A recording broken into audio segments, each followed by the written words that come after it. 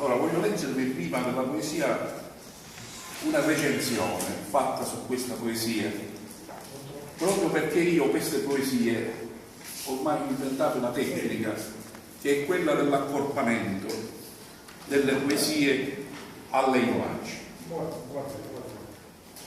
Il fascino della bellezza femminile è un elemento importante per attirare l'attenzione, qui accentuato dalla simmetria del volto e da una capigliatura monocroma, resa preziosa dalla mano leggera del pittore, che tratteggia con maestria le linee del volto ed esalta una scollatura da modella, adornata con un semplice nastrino pendente.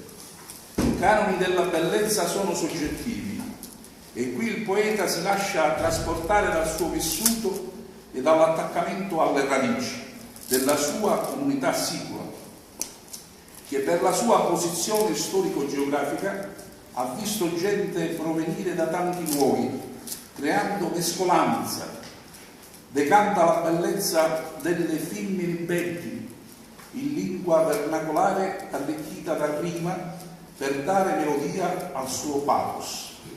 Salvatore Chiolo, femmine beggi. C'è la pudicía di ca e di da, che ce n'è una grande quantità, e che le femmine su tutti i beggi si hanno di rosa le mascine. Ma girando a me spisi, ne incontrai tanti belgi, ogni paese.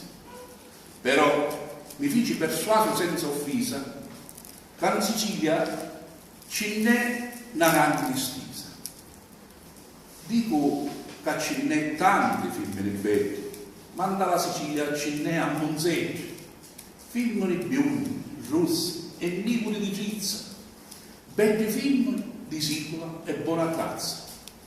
Lo dissi e lo ripeto a mare e monte, le femmine sono belle tutte quante, ma la femmina siciliana è nata cosa e pasta reale, basta con la rosa.